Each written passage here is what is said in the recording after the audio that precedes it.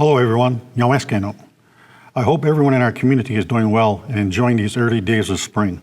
Last week, the nation took necessary steps to cancel a residential lease at a property at 230 Clinton Street in Salamanca on the Allegheny territory. The house was a site of serious and ongoing lease violations, including suspected criminal activity. The nation issued multiple notices to the leaseholder.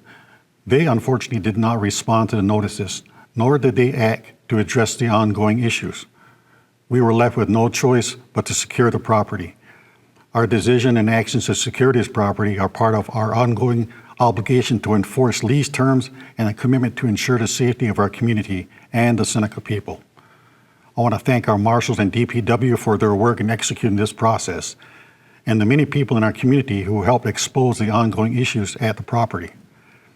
Also last week, we saw multiple news reports on the parole and eventual release of Edward Kent from his prison term for a 1999 murder in Salamanca. Prior to his release, I wrote a letter to the New York State Parole Board encouraging them to reconsider their decision. Upon hearing that Kent's release was imminent, and based on the nature of the crime, I signed an executive order banning Mr. Kent from all Seneca Nation territory for 1 year. The order will be reviewed before it expires next March 1st. I did not come to this decision hastily, but I acted to protect the vulnerable and innocent in our community. We do not know how or if prison has reformed this individual, and I was not going to let our community live in fear. I have a duty to protect the safety and well-being of the Seneca people and our territories, so I acted in the interest of our safety. In other matters, our compact team continues to meet and negotiate a new compact with representatives of New York State. The compact team has made significant progress and has agreed in principle on multiple issues within the compact. We have also seen some movement from the state on some other key issues.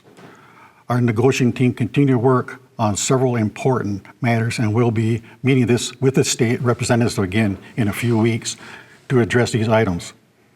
I want to thank the compact team for their continued work to secure a fair and equitable compact on behalf of our people. We need to get this done and done right.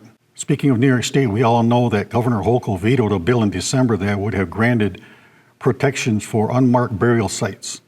We have been working diligently together with other Native nations within New York on a revised bill for the state legislature to approve and review and act upon this year. The New York nations have collectively agreed to certain provisions which we have forwarded to the state. It is our hope that our suggestions will be included in the final bill, and that the state will finally give our nations and our deceased ancestors the respect and dignity they deserve. Here in our territories, Council recently approved an annuity increase.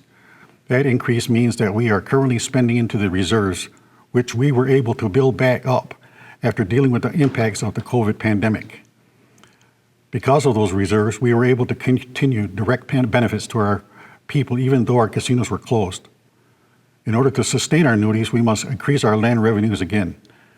We can do this through economic development, such as planned projects for the Hanover site in Cattaraugus, the impending opening of our Nativa Cannabis project in Niagara Falls, and other economic projects that we are looking at for the future. I hope our community supports our economic development initiatives because the success of these projects and ventures, just like a new gaming compact, will be critical to our ability to continue providing for all Senecas today and for generations to come. In other development news, the Housing Department is looking at potentially building 7 or 8 new homes on Bush Road in Cattaraugus and other projects in Allegheny, utilizing funds the nation received through the American Rescue Plan Act. These projects will help us continue to address the growing need for housing within our Seneca community.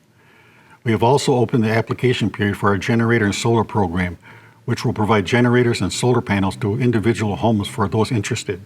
For more information, contact Wes Jackson or Anthony Memo at Seneca Energy at 716-532-9221 or by email at wes.jackson@sni.org or a.memo@sni.org. Finally, as the nation hits into budget season, our executives and council are making it a priority to strengthen our ability to meet future needs and growth within the nation. As part of that commitment, we are looking to establish an endowment that could provide a sustained and predictable source of revenue. We will keep you updated on this effort moving forward. Don't forget that this Friday, April 7th is Unity Day, and nation offices will be closed. Have a great week. Nyawe.